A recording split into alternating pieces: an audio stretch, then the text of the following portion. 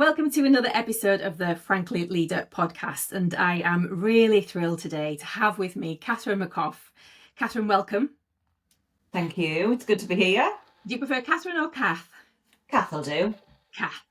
Kath, for those people that don't know Kath, is Director of People at North Star Housing, and I ask every guest to tell me how they want them to be introduced for the podcast, and I'm going to read this word for word because I absolutely love what you've said. So when I asked Kath how she'd like me to introduce her, she said, a Northeast professional looking to make the workplace of the future free from judgment and navigating and supporting and enabling people to find their true motivation in life and work. Mic drop. What an introduction. Not a lot to achieve then, really, is it? A workplace that is free of judgment. Just a small mission.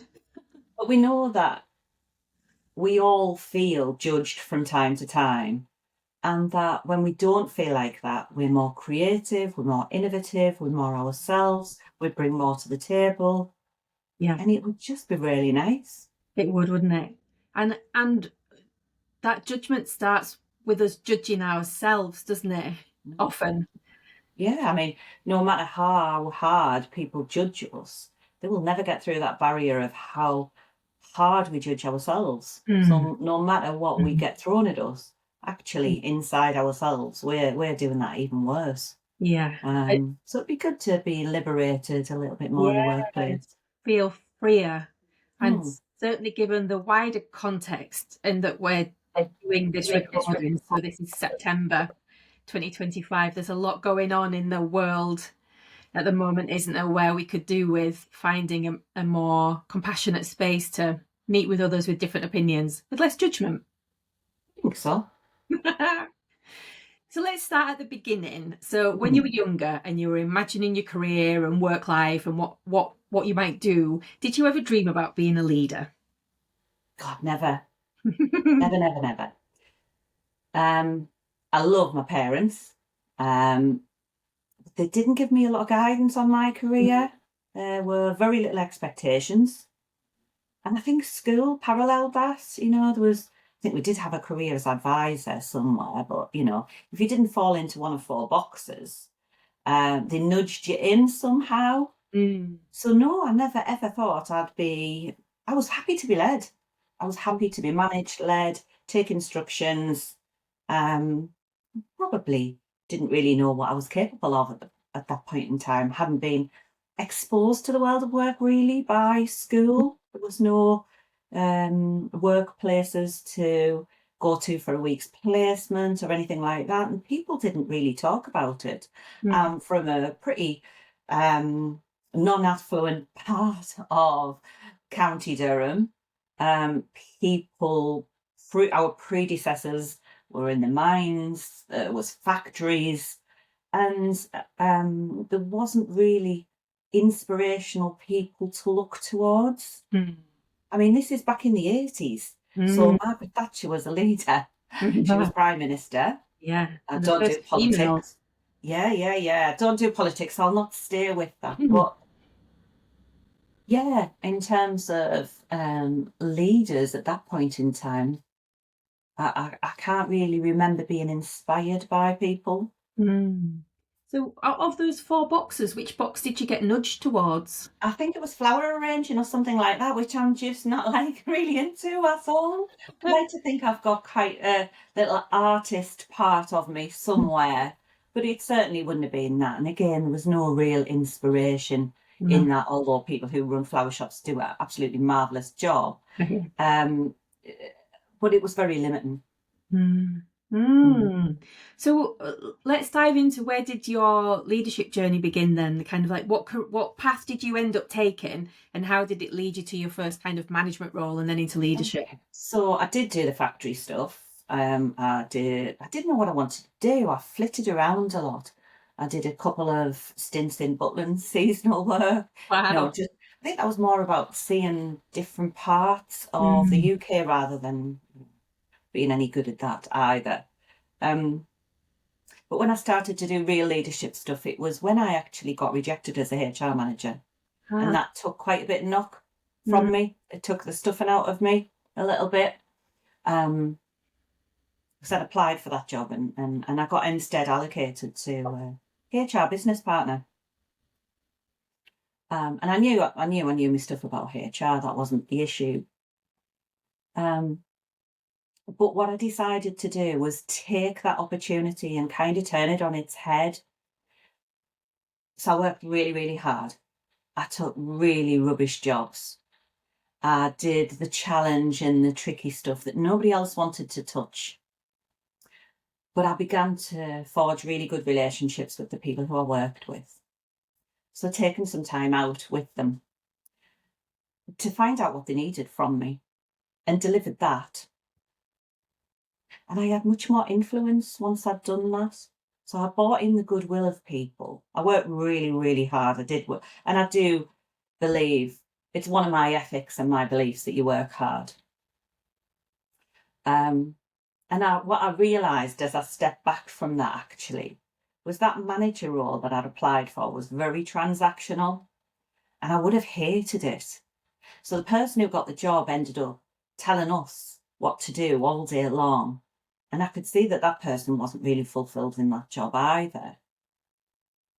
So, you know, I turned the situation on its head really. So I've always liked more transformational work than I have transactional work. So I think that's where it began really, yeah.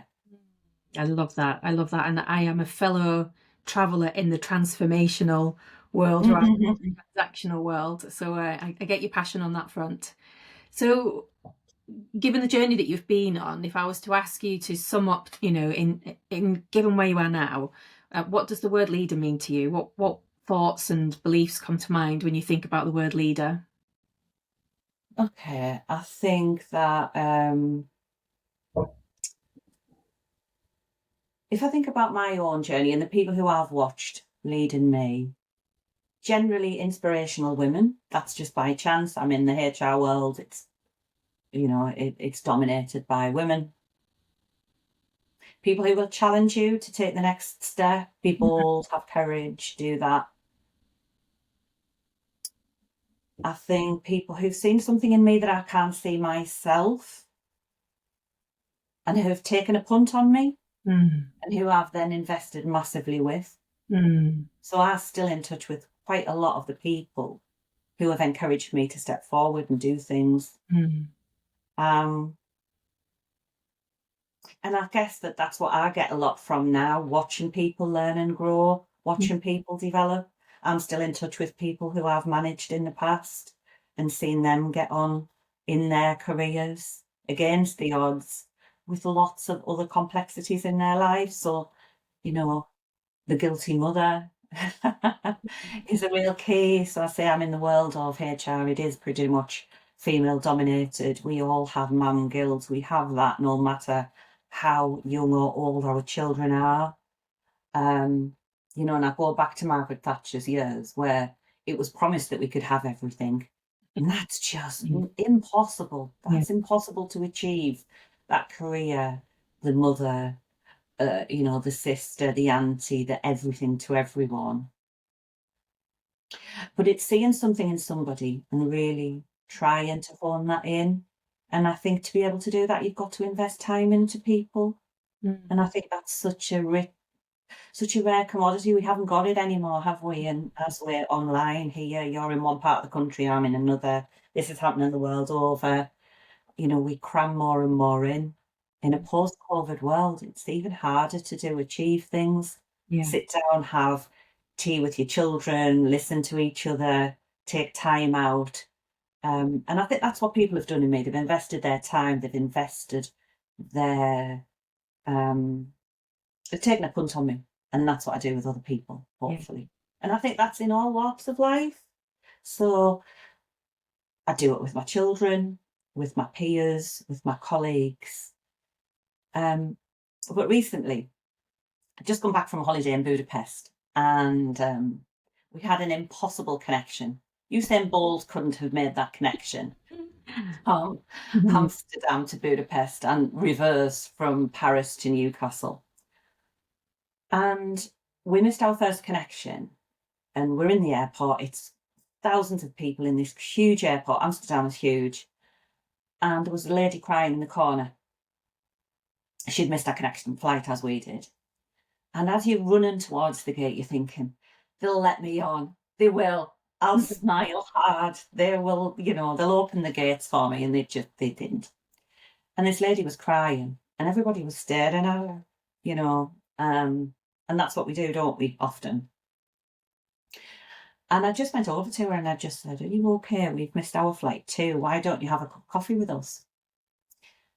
And she burst into tears and we had a little bit of a hug and she did join us for coffee. And we spent about an hour together. And she said she'd just been on the phone to her husband, kind of just before we said goodbye. And she'd said to him, before we came along, she'd felt more lonely in the world than any other time in her life. And I just think we just should make more time for one another. It's such a gift. Yeah, yeah. And two things that I just want to pick up and kind of paraphrase back is just that theme, or talking about leadership in general, and everything that I've heard you say is that the difference between being a transactional leader versus a transformational leader, not least in terms of how you are with helping the people within your team to transform, and that it's a different choice, isn't it, in terms of the way that you lead when you be fully present with someone and give them that space and see the potential in them when maybe they even can't see the potential in themselves. It kind of makes them go, oh, if they see it, then maybe I should see it. And then alongside that humility, that the shift that I really feel like society is calling for at the moment, where we stop just going, I just need to take care of me, and I start thinking, how can we take care of each other? And the random act of kindness. Wow, that woman must have been so touched all day. Oh, I mean, and she was super company, it passed the time, no end. We laughed, we had a little bit cry, and it was great. And that doesn't take much to do, but stopping in our busy world is really important. And I just want to clarify, when I say support, I don't mean giving everyone a hug. I did in that particular situation, but support can often be difficult, but it's about being real and true and honest with the other person. So I think if I was to think about the hardest part of being a leader, it's being authentic, particularly when you're in a minority. Yes. So it's easy to compliment people. It's easy to say, oh, you've done a good job. Yeah. But when you've got to tell them the opposite of that, that's really hard. And again, I think that's where time and space is your friend. Yeah. We rush sometimes when we don't want to say something awkward. We often rush our speech. We rush what we have to say. We hurry it along. Yeah. And therefore, half of that message gets left in that room on the floor somewhere where it fell between whatever. Yeah. So support for me is being honest and having integrity with that person, because you do have to have challenging conversations.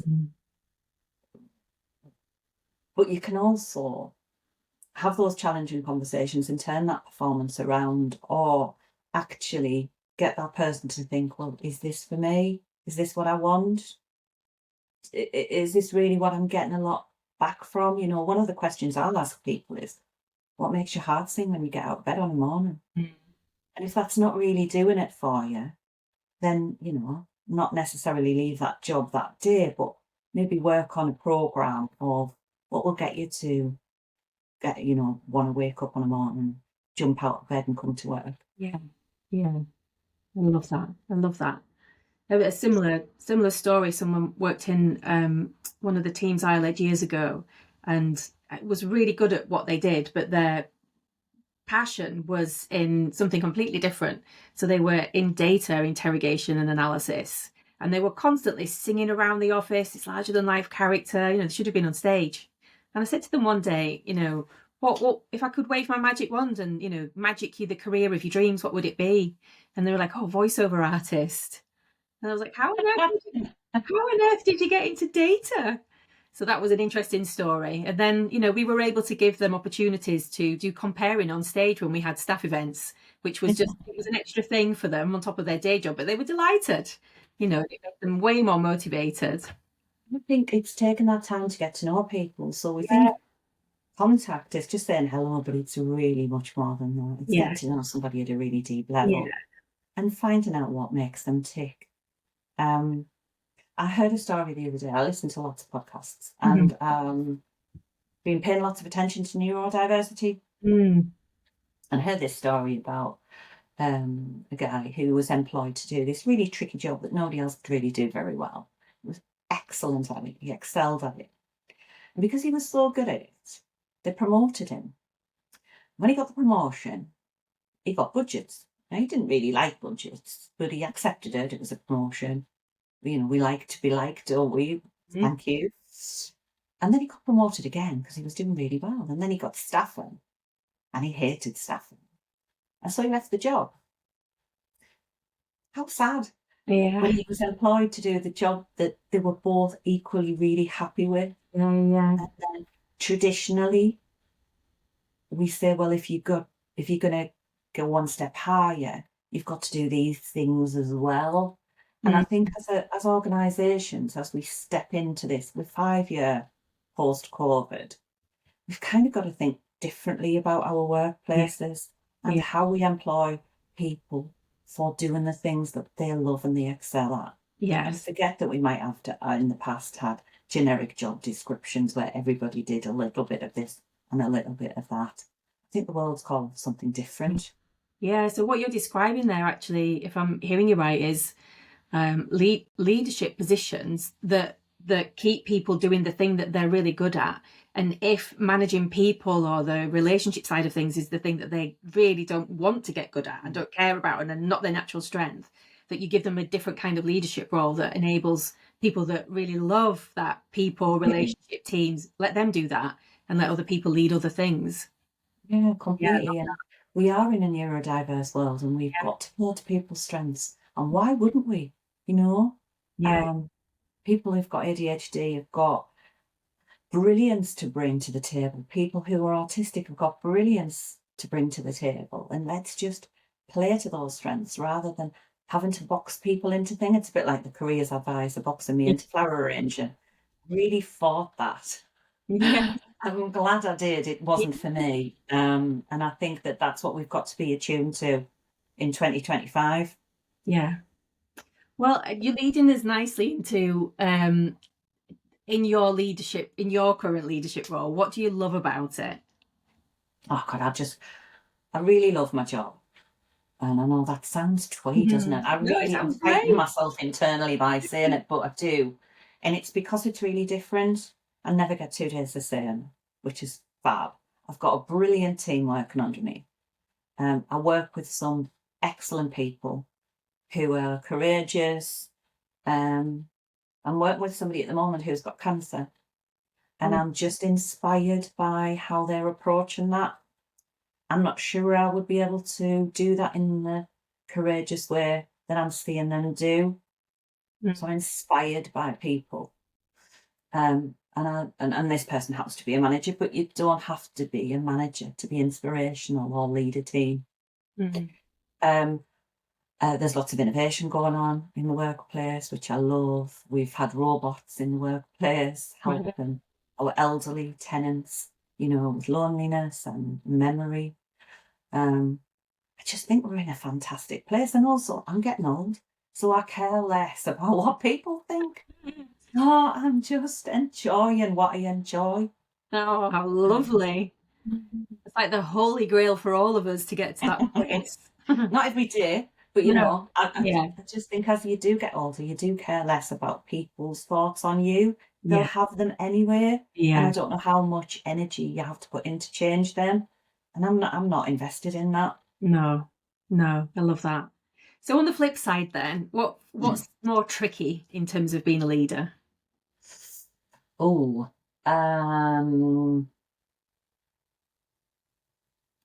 I think you can't want to be popular because you're Mm, not friends. It's not a friendship role that you've got. You know, um, I think you've got to be strong in a crisis. That's what people need from a leader.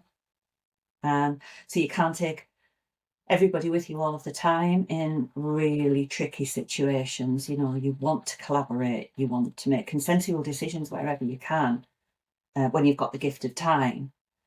But, you know, we didn't know what we were doing when we were stepping into COVID. And I mean, I wouldn't do all of them things again, standing queuing for toilet rolls with a mask on and all of them things that was imposed upon us.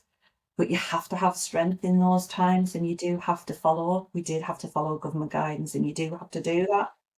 So I think staying strong in a crisis is a really important part of being a leader. And I think that can be challenging because if you don't have a blueprint, nobody's ever done what you're doing before, then you could get it wrong. Mm. And that you'll live with that, you know. But I think you've got to, you know, your gut, increasingly business leaders are using the gut. Mm. And I think you can't ignore it.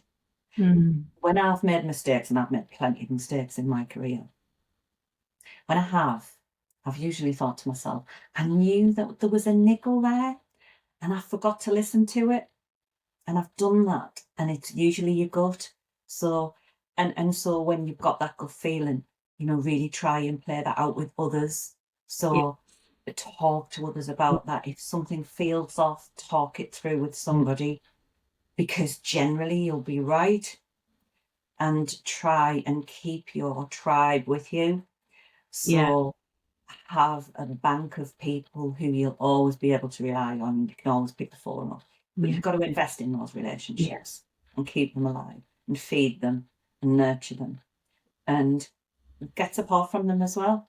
You know, I'm a huge, huge fan of coaching. I'm a qualified coach myself, so I love coaching, but I love being coached. I like mentoring. Use those things. They're really important for you because being a leader can be lonely. Yes. Yeah, very incredibly lonely. And a couple of points in there I just want to pick up on, that if I had £1 for every client I worked with that had that like tussle between the tension between being liked and being respected as a leader and trying to find themselves on that kind of seesaw, I would be a very wealthy woman. I think that's something that many, many leaders face. It is that kind of like, do I have to separate myself so much from my people that to be respected rather than be in there with them, like, you know, like as a mate and a friend, and can I still, if I do aim to be respected rather than liked, can I still have a relationship with these people in a meaningful way? So I do think that's But I a think, do you challenge. think people who are working for you, working with you, alongside you, helping, you have to give them clarity, and it's really important. So fudging stuff. So sometimes friendship means fudge, Yeah, and that's just not helpful for anybody, I don't think. And I think you have to be clear yeah, with people so that they know. yeah, And as long as you know you need some data and an anchor about why you're doing what you're doing, because that's really important. Because if people can understand that, then you can take them with you. If you're fudgy and you flour and things up, people just see right through that. nip it a mile off, don't they? I think that thing of clarity, like when you're on the receiving end of someone who's clear, and they're, you know, like Brené Brown would talk about boundaries, being clear about what's okay, what's not okay. People start to settle because they go, oh, I like, this is clear and I'm safe now. Like, this creates that psychological safety. Like, I might not like it, but I know where the edges and boundaries are, so I can actually, it frees me up to get on with the work, without having to think about all the other stuff I might need to navigate. And I've seen teams blossom with clarity. Mm. And I've seen the same team being managed by somebody who's a little bit more paternalistic and the flowery, fudgy thing. And they've not worked well Mm. under that leadership. They've just Yeah. not. They want the clarity. Like you said, they want it. They know it's safety, isn't it? Yes. Yes. Absolutely. So this is next question. It's a big question. Um, Dun, dun, dun. Drum roll. The biggest lesson. What's the biggest lesson that you've learned about leadership, or one of the biggest lessons? Because I'm sure there are many. I think when you get it wrong, you've just got to work your way through that. Mm. It's better to do it early than sit on something that you've got wrong and admit it. Mm. So, Andy Burnham. So I used to live in Liverpool for 10 years, so Oh, wow. I love Scouse accent, I did my 20s to 30s in Liverpool, Oh, so lovely. a really special space in my heart. But I was there when Hillsborough happened. Mm. And Annie Burnham was an MP, and he went to Anfield in 2009 to give a message on behalf of the Prime Minister in relation to Hillsborough. And the crowd started to heckle him because, understandably, what they'd experienced. And he tried to work his way through that discussion and the speech, but the crowd overruled him. So he quietly acknowledged them. And I think that was his first, for me, when I was watching that, I was thinking, yeah, I get that. That's a good Mm. leader. Yeah. And then sorry, Jen. He's listened. He acknowledged it. He acknowledged that. And Mm. it might have been just the nod of a head and an okay, but he acknowledged it. So for me, that was his first step to success. And then the next day, apparently, we'll never know because we never get into the House of Lords, etc. But he said to the Prime Minister, I want to bring Hillsborough into Parliament. And that was a long battle. But when he delivered a speech again on the 25th anniversary of Hillsborough, the crowd applauded him. Mm. So for me, that's a lesson in leadership. Mm. You start off in one place, you get it wrong, you acknowledge it, Mm. and then you make it good. Yeah. Oh, and doesn't that just lead us back to almost where we started about the importance of being connected? Connected to your people, connected to your mission, but really listening to the noticing and listening to what's going on around you and the people, and being non-judgmental about yourself and them in that, and just being curious what's going on here, and is something different required. Mm. So I think that capacity to be agile as well is really important in a leader these days. And I think about North Star. So we give a brilliant service to our customers, tenants. There isn't one person in there who isn't respectful of the customer. Mm. We wouldn't have a job if it wasn't for the customer. Everything we do in service of the customer. And I think as a leader, that's what you've also got to remember. You're in service of the other. Yeah. So you're doing what you need to do to help them, whatever that looks like. Yeah. So on that, looking to the future, Mhm. we're already talking about kind of like how leadership shifting in this day and age, but looking to the future again, what are the kind of qualities and skills that you think leaders need to be really prioritizing in their toolkit that will see them lead well? Yeah, so I think resilience in spades, because we just don't know the future. We're not sure we could go anywhere. The ability to be curious, so what? Being humble is to me really important. Open to ideas and open to difference, because difference can bring all sorts of things that you might not have experienced before. And then finally, listening, because it's so important, and reflecting. So we don't, again, both of them things require time and space. But we're often on to the next job before we've finished our first one. Yeah. So reflecting is really important as well. Have we got it right? What more do we need to do? It's like the slow leadership alongside the fast leadership, isn't it? Like to be able to do both the fast and slow. Yeah. And that can feel really odd because you can be working really quickly and have lots of tasks up in the air. But if you stop, it's often the best time when you're really, really busy. Mm.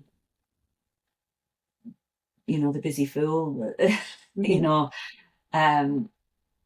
because if you stop and you just take account of where you are and where you're looking to get to, and do that with other people, use your peers, your colleagues, and get that reflection.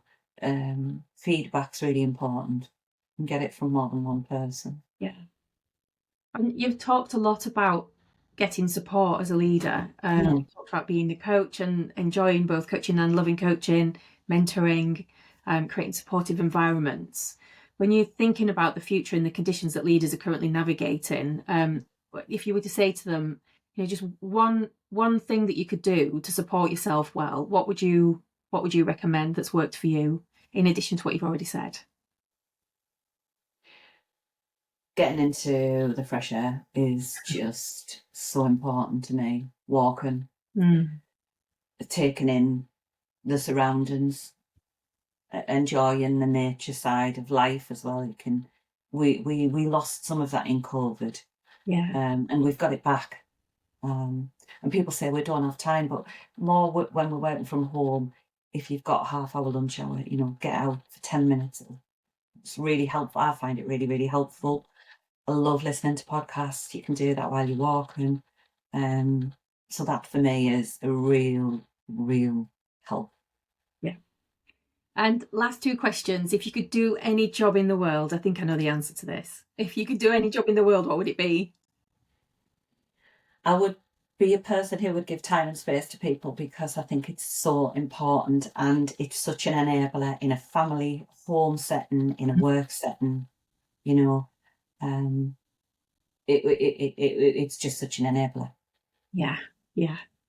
And if you had one question that you think I should be asking in this podcast that I've not yet asked, what would that be? Gosh, that's really hard. That's the hardest question, I think. Listen to a podcast where the previous person asks a question of the next person. Yes, I know that one. So I think that I would say I would like to ask the next person to give me the answer, because I don't have it. I can't remember what the question was from the last person. I don't know. I think we live in such a complex world. It's really, really hard. That's a question I probably can't answer. I would probably have to ask my peers. Well, Kath, it's been an absolute delight. I just feel like this theme of humility and bringing the human back into the workplace, and that non-judgment, random act of kindness, supportive environment, I feel like we've really put a lens on that and its importance in organisations now and in the future. So I just want to say thank you so much for your time, your wisdom, your contribution. Oh, thank you. And it doesn't take a lot of time to make a big difference. No, well, amen to that. Thanks very much, Jen. Cheers.